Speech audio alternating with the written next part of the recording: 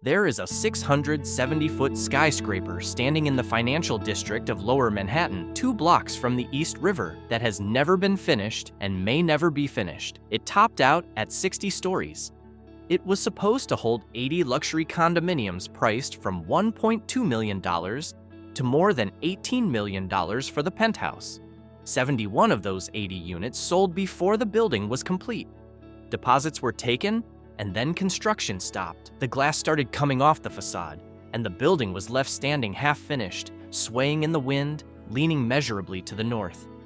It has been frozen in that state for years. The locals call it the Leaning Tower of New York. Some call it the banana because the building is not simply tilted, it is bent. And the reason it is bent is the single most revealing detail in this entire file. Because the bend was not an accident. The bend was an attempt to fix the lean. It did not work. This is document number 4. The 161 Maiden Lane file is open. The address is 161 Maiden Lane. It is also marketed as 1 Seaport. The developer was Fortis Property Group, which acquired the site in 2013 for $64 million and planned a condominium sellout of $272 million. The architect was Hill West Architects. The structural engineer was WSP Global, the same firm, and I want you to note this, that is currently a named defendant in the lawsuit over the cracking facade at 432 Park Avenue, which is file number 2 in this series. The original general contractor was an Italian firm called Pizzarati. Construction began in 2015, and the story of what went wrong begins underground, before a single floor was poured, with a decision about the foundation. Every major skyscraper in the financial district of Manhattan is built the same way. The bedrock in that part of the island sits roughly 50 feet down, beneath a layer of landfill that has been accumulating along the East River shoreline since the 18th century. The standard technique, used since the late 1800s, is to drive steel piles down through the landfill and into the bedrock, so the building's weight rests on solid rock rather than on compressible fill. Every tower around 161 Maiden Lane was built on driven piles to bedrock. It is not an exotic technique, it is the default. It is how you build tall on a Manhattan waterfront. According to the lawsuit later filed by the contractor, Fortis did not do that. Instead of driving piles to bedrock, the developer chose a method called soil improvement, sometimes called jet grouting, which involves injecting grout into the soil to stiffen it, creating a firmer base without going all the way to rock. According to reporting on the litigation, this choice saved Fortis roughly $6 million, around 2.2% of the overall construction cost. The geotechnical firm that originally studied the site, RA Engineering, had recommended driving piles to bedrock and had declared that with a pile-driven foundation, the building settlement and movement would be negligible. The piling route was the recommended route. The soil improvement route was the cheaper route. The cheaper route is the one that got built. If you want to follow how a $6 million decision turns into a building that may have to be demolished, and if you want to read the next file in this series, the day it opens, the way to do that is to subscribe to the construction files now. Millennium Tower was file 1. 432 Park was file 2. This is file 4. The pattern you are watching unfold here is the same pattern in every file, and the channel is built so you can read them in order. In 2018, a contractor on the project noticed that the building had begun to lean. One corner of the concrete foundation mat had settled unevenly, and that uneven settlement rippled upward through the floors, so that by the time it reached the upper levels, the structure was measurably out of plumb. The lean was approximately 3 inches to the north. Now, 3 inches across 670 feet of height does not sound like much, but in a building, plumb is everything. The elevators run in vertical shafts that must be vertical. The glass curtain wall is fabricated in flat panels designed to hang on a structure that is straight up and down. The plumbing, the doors, the floor slabs all assume the building is vertical. When the structure goes 3 inches out of plumb, the glass panels stop fitting. The anchors that hold them misalign. And on a building this tall, with this much glass, a panel that is not properly anchored is not a cosmetic problem. It is a panel that can fall 600 feet onto a Manhattan sidewalk. This is where the engineering decision was made that gave the building its nickname. According to multiple accounts of the project, once the lean was discovered, the upper floors were constructed deliberately angled in the opposite direction to counteract the tilt and bring the top of the building back over its base. The intention was to straighten the building out by leaning it back the other way as it rose. The result was not a straight building. The result was a building that curves. It leans one direction at the bottom and corrects the other direction at the top, which is why the people who work near it call it the banana.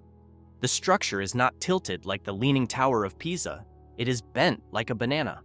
And a bent building cannot simply be jacked back into plumb because there is no single direction to push it. The deformation is baked into the concrete, floor by floor, permanently. In 2017, before the lean even became public, a worker named Juan Chonillo fell to his death from the 29th floor of the project. Investigations into the site found safety violations. The concrete subcontractor, a firm called SSC High Rise, later pleaded guilty to manslaughter in connection with his death and paid restitution. The New York City Department of Buildings issued multiple citations. Work stopped more than once over safety concerns, before it stopped for good over the lean. The contractor, Pizzarati, sued the developer, Fortis, in 2019. The lawsuit stated that the building had unusual settlement of up to 3 inches and was leaning 3 inches to the north, and that the lean was the result of the foundation decision made before Pizzarati joined the project. Pizzarati wanted out of its contract, arguing it was unsafe for workers or future residents to be inside.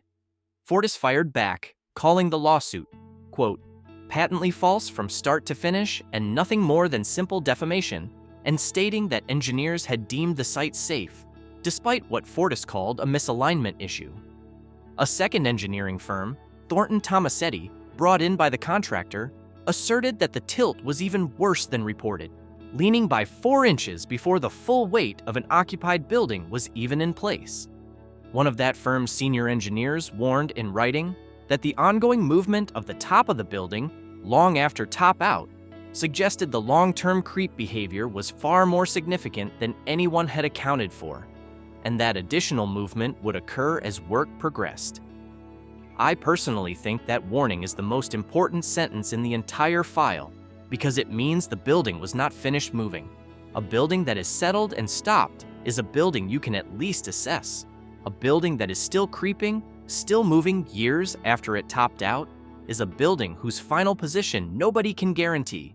Fortis replaced Pizzarati with a new contractor, Ray Builders, who redesigned the curtain wall to adapt to the tilt. Work resumed briefly, and then, by the middle of 2020, large sections of the glass curtain wall had been removed entirely, and all progress on the exterior stopped. The slosh dampers, the damping systems designed to reduce the building's sway in high wind, were, according to reporting on the project, never installed on the upper floors, which means the half-finished tower has been standing in lower Manhattan, exposed to the wind off the East River, with no system to control its movement, for years. If you have made it this far into the file, you already know what kind of channel this is. The way I keep opening these files is the same way every independent investigation gets made, by people who decide to subscribe and stay. If you have not already, subscribe now. The next file is in production. The current state of the building, as of the most recent reporting, is unchanged in every way that matters. The structure is still standing, still incomplete, still leaning, still bent. It is tied up in a web of lawsuits between the developer, the former contractor, the lenders, and the buyers who put deposits down on units in a building they may never be able to move into. Engineers consulted on the building have said that any genuine fix, any real underpinning of the foundation to arrest the settlement and correct the lean, would be enormously complex and would cost, in the words of recent reporting, 9 figures. That is at least $100 million to fix a building whose entire planned sellout was $272 million. Multiple observers, including engineers, have suggested the only realistic path forward is full demolition. But demolishing a 60-story reinforced concrete tower in the dense financial district on a footprint that small is itself an enormous and dangerous undertaking that nobody has agreed to pay for. So it stands. It has become, in the words of one real estate executive quoted on the project, one of those symbols of what can go wrong in a project. It was supposed to have beautiful south and east-facing views over the river. Instead, it became the Leaning Tower of New York, a 670-foot monument to a $6 million decision. I personally think one detail closes this file better than any other, and it is this. The geotechnical firm that studied the site at the very beginning, RA Engineering, recommended driving piles to bedrock and stated plainly that with that foundation, the building's movement would be negligible. That recommendation existed. It was on paper, it was the correct answer, and it was available before construction started.